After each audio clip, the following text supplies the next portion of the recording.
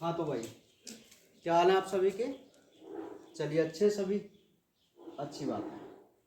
देखिए भाई, आज हम एक बहुत इम्पोर्टेंट टॉपिक के बारे में अध्ययन करेंगे, और जिस टॉपिक का नाम है, आपने नाम सुना होगा, वो है रुधिर स्कंदन, जिसको हम ब्लड क्लोटिंग कहते हैं। क्या कहते हैं भाई? ब्लड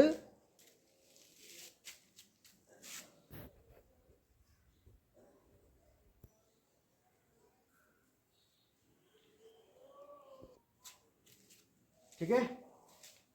तो आज जो हम एक टॉपिक का अध्ययन करेंगे, वो टॉपिक है रुधिर स्कंदन, जिसको हम ब्लड क्लोटिंग कह के चलते हैं।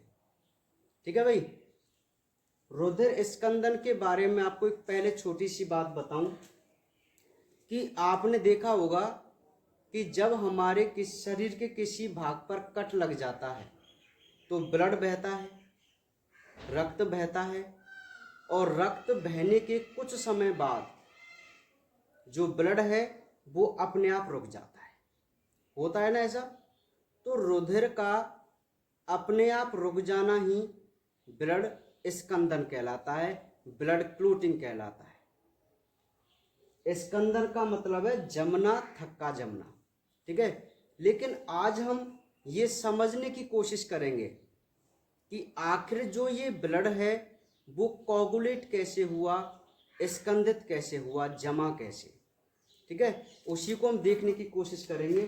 तो सबसे पहले तो हम इसकी एक डेफिनेशन देखते हैं कि आखिर ब्लड कोगुलेशन क्या होता है। तो देखिए,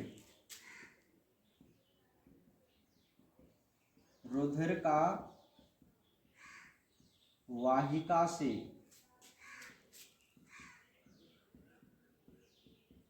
बाहर आते ही जैली रूप संरचना में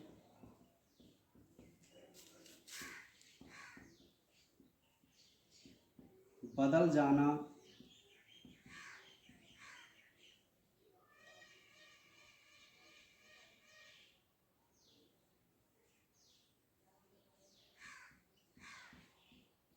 थक्का कहलाता है। वह इस क्रिया को रुधिर स्कंदन कहते हैं। ठीक है।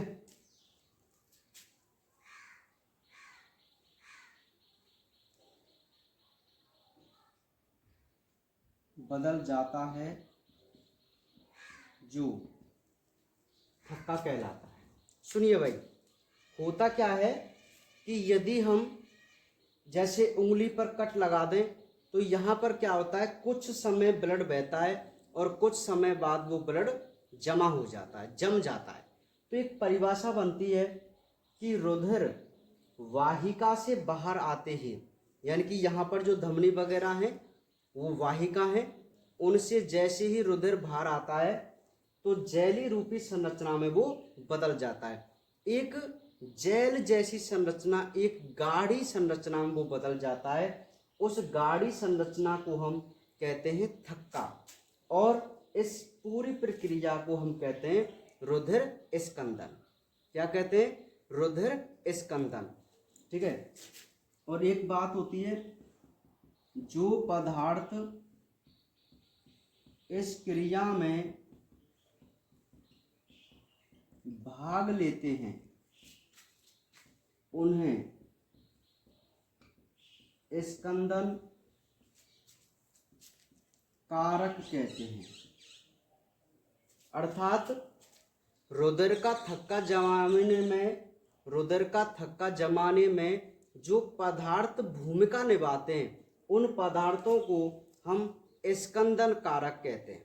और मैं आपको बता दूं कि वर्तमान समय में 13 स्कंदन कारक हैं जो रुधिर का थक्का जमाने में सहायता करते हैं। कितने कारक हैं? 13, जो क्या करते हैं भाई? रुधिर का थक्का जमाने में सहायता करते हैं, है ना। नेक्स्ट, वे पदार्थ जो थक्का जमने को रोकते हैं, प्रतिस्कंदक, जिनको हम एंटीकोगुलेंट कहते हैं। एग्जाम्पल है हेपेरिन।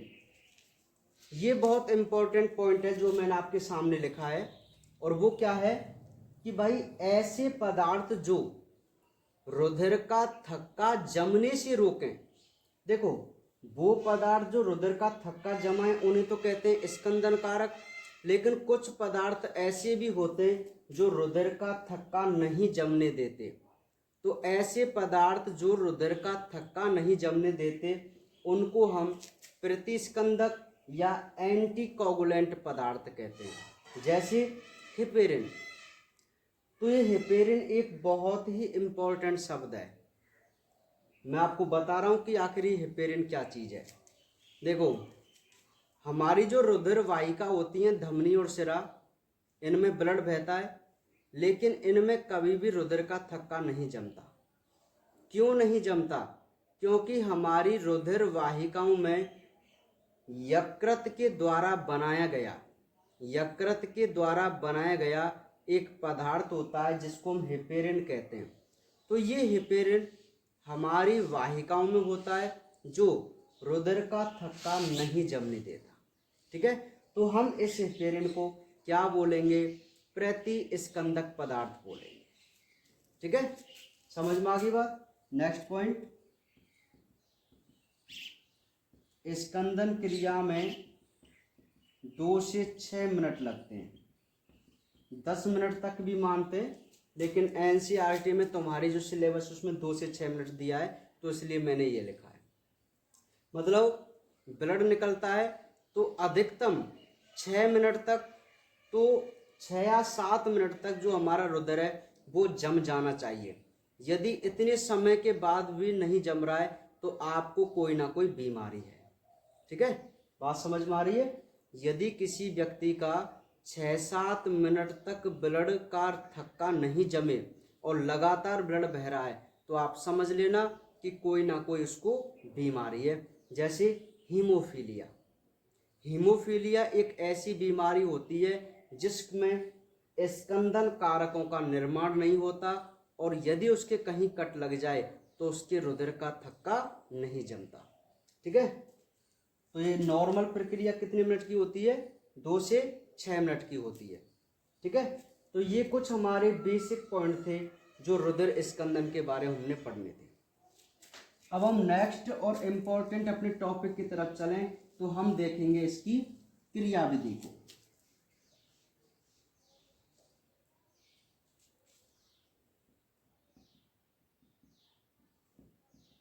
रुधिर स्कंदन की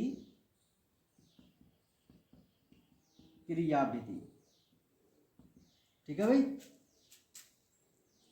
तो रुधिर स्कंदन की जो क्रियाविधि होती है उसकी यदि हम बात करें तो ये 3 चरणों में होती है। ये 3 चरणों में होती है। सबसे पहला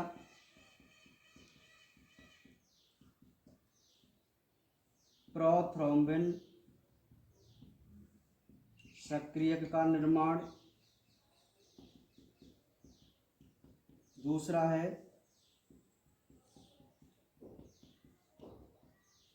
प्रोथ्रोम्बिन का थ्रोम्बिन में बदलना, और थर्ड है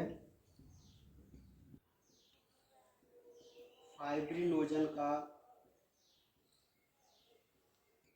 फाइब्रिन में बदलना। देखिए, जो ब्लड कोगुलेशन की मैकेनिज्म होती है, रुधिर स्कंदन की जो क्रिया होती है, वो टोटल 3 चरणों में कंप्लीट होती है। अब ये जो आपके सामने 3 चरण है, वो ऐसे हैं जो रुधिर का थक्का जमाते हैं। अर्थात ब्लड का जो कोगुलेशन होता है वो टोटल 3 चरणों में होता है। तो सबसे पहला जो चरण है वो है प्रोथ्रोम्बिन सक्रियक का निर्माण, दूसरा है प्रोथ्रोम्बिन का थ्रोम्बिन में बदलना, और तीसरा है फाइब्रिनोजन का फाइब्रिन में बदलना। ठीक है, यहाँ मैं आपको वायलॉजी का एक मुख्य शब्द मैं आपको बताना चाह रहा हूँ। देखिए, यदि बायोलॉजी के किसी शब्द में आगे की तरफ प्रो लगा हुआ हो या पीछे की तरफ नोजन लगा हुआ हो तो समझ लेना ये उसके अपरिपक्व या मैं कहूँ निष्क्रिय संरचनाएं होती हैं, निष्क्रिय। और यदि आप उस शब्द में से प्रो हटा दें या नोजन को हटा दें तो वो अपने सक्रिय रूप में आ जाते हैं। जैसे प्रोथ्रोम्बिन, तो प्रो लगा हुआ है तो समझ लेना ये संरचना कोई निष्क्रिय संरचना है, और ये प्रोथ्रोम्बिन किस में बदल जाएगा? थ्रोम्बिन में, क्योंकि यहाँ प्रो हट जाएगा तो मतलब ये सक्रिय रूप में आ जाएगा। इसी प्रकार फाइब्रिनोजन, ये भी निष्क्रिय रूप में, जो आगे चल के एक सक्रिय रूप जिसको हम क्या बोलेंगे? फाइब्रिन। ठीक है, तो आप यहाँ पर इस लाइन को जरूर याद रख के चलना कि बायोलॉजी शब्द में यदि प्रो और नोजन लग जाए तो वो अब उसके निष्क्रिय संरचनाएं होती हैं। ठीक है, हाँ। तो अब हम एक एक की डिटेल से बात करते हैं। तो सबसे पहला है प्रोथ्रोम्बिन सक्रियक का निर्माण। तो देखो ये क्या होता है भाई, रुधिर के बाहर आते ही प्लेटलेट्स टूटकर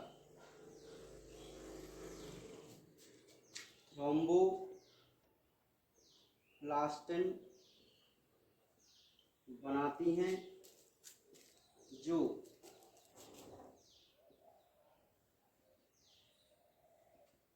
रुधिर स्कंदन कारक तथा कैल्शियम से जुड़कर प्रोथ्रोम्बिन सक्रियक का निर्माण करते हैं। नेक्स्ट, प्रोथ्रोम्बिन का थ्रोम्बिन में बदलना। तो यहाँ लिखना है प्रोथ्रोम्बिन सक्रियक निष्क्रिय प्रोथ्रोम्बिन को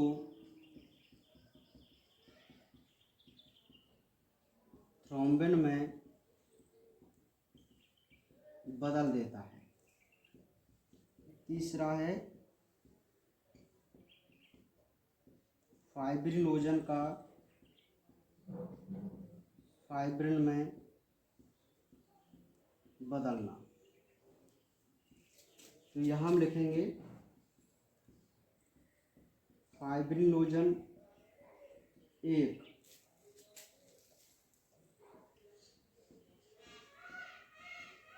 घुलनशील पदार्थ है जो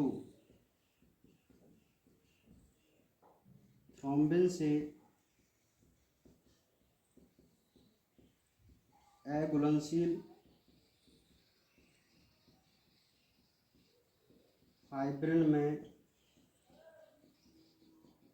बदल जाता है, जो रेशेदार संरचना बनाता है जिसमें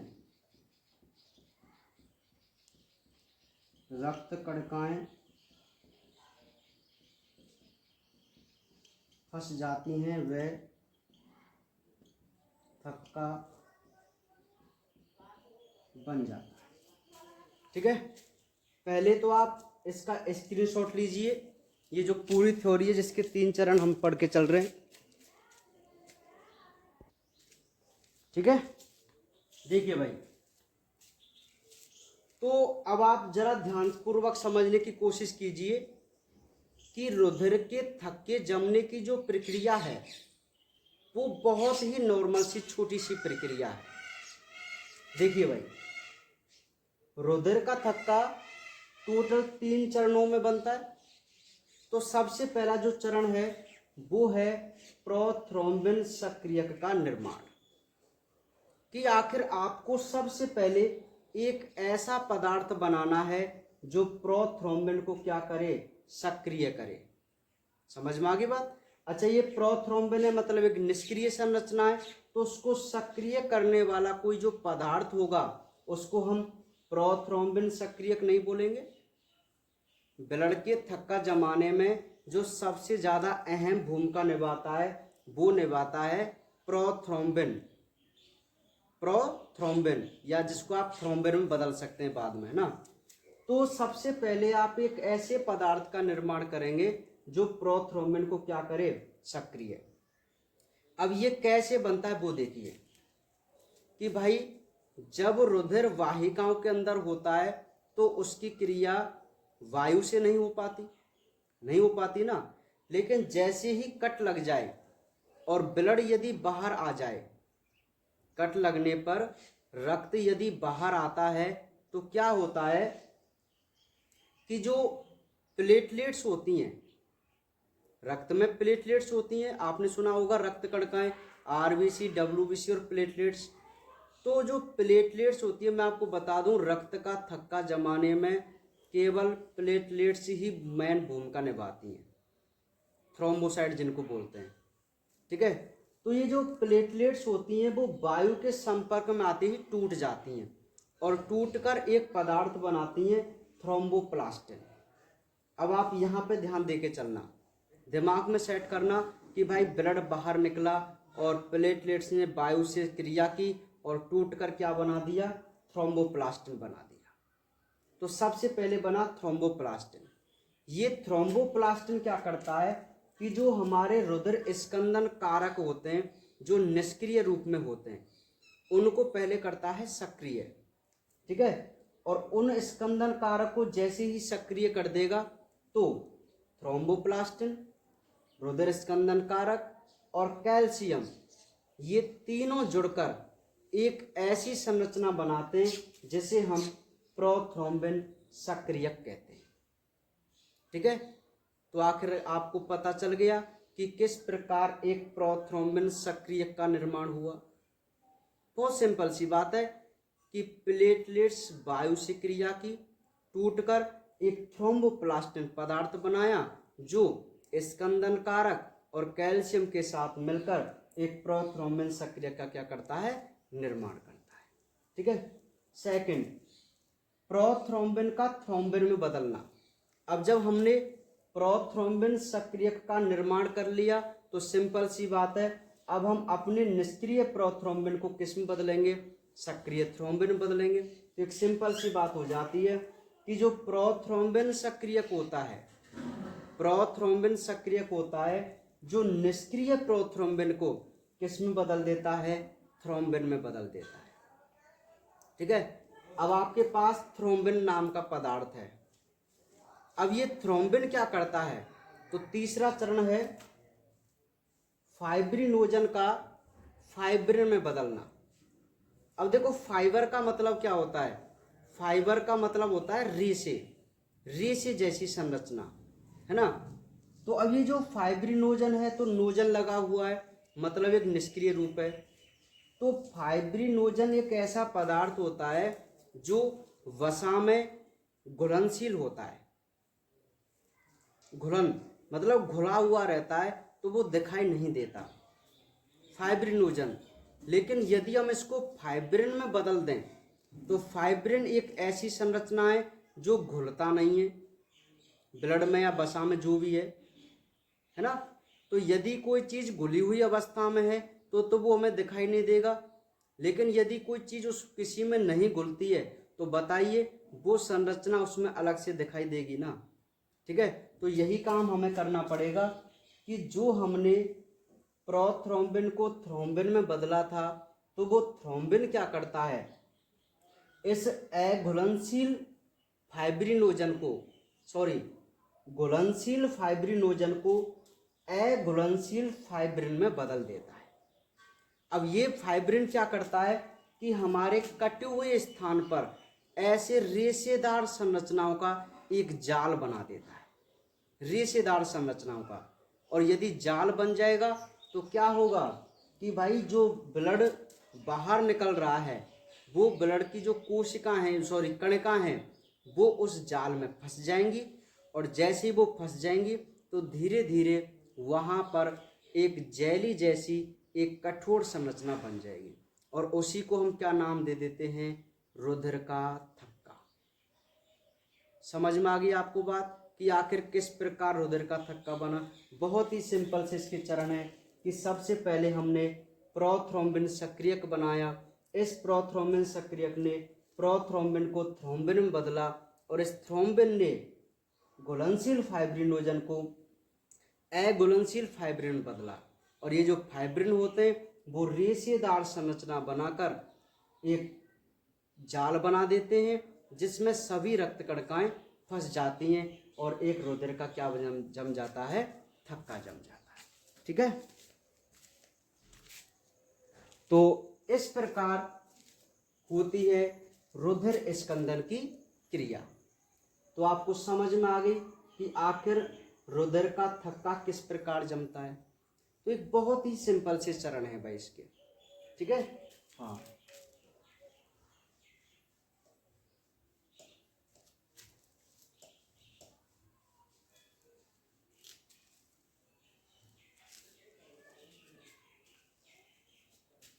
और एक बात मैं आपको बता दूं, एक वैज्ञानिक थे हॉवेल, हॉवेल एक वैज्ञानिक थे, और इन्होंने सबसे पहले रुधिर स्कंदन की क्रिया विधि को प्रस्तुत किया था। आखिर में अर्थात मैं ये कहूँ कि हॉवेल जो वैज्ञानिक थे, उन्होंने रुधिर स्कंदन की प्रक्रिया को समझाया कि आखिर किस प्रकार एक रुधिर का थक्का जमता है। तो कौन से वैज्ञानिक थे भाई, हॉवेल वैज्ञानिक थे। तो ये भी आपको बात छोटी सी याद रखनी है। ठीक है, तो आज आपको पता चल गया कि आखिर कैसे जमता है रुधिर का थक्का। भाई जैसे ये हमारी वाहिका है, और ये वाहिका यहाँ से कट गई, तो जो ब्लड है वो इस प्रकार बाहर निकलता था, है ना। लेकिन यहाँ क्या हुआ, जब फाइब्रिन बदला ना, तो फाइब्रिन यहाँ पर ऐसे रेशे बना देता है, इस प्रकार ऐसे बना देगा। तो ये जो रुधिर निकल रहा है वो यहीं पर जमा हो जाएगा, यही तो जमा हो जाएगा, और यहाँ जमा हो जाएगा। तो इसी को हम क्या बोल देंगे, रुधिर का थक्का बोल देंगे। क्या बोल देंगे, रुधिर का थक्का बोल देंगे। समझ में आ गई बात। तो इस प्रकार रुधिर का थक्का जमता है। बाकी जब हम इसको सिलेबस में कराएंगे तो आपको लाइव वीडियो के माध्यम से इसको बताएंगे कि आखिर किस प्रकार रुधिर का थक्का जमता है, एक वीडियो के माध्यम से, और भी बहुत अच्छी तरीके से समझ में आता है। ठीक है, हाँ। तो आप समझ गए होंगे कि आखिर ब्लड का थक्का या ब्लड क्लॉटिंग किस प्रकार होती है। ठीक है, तो ऐसे ही फिर हम पढ़ते हैं कल एक और इंटरेस्टिंग टॉपिक।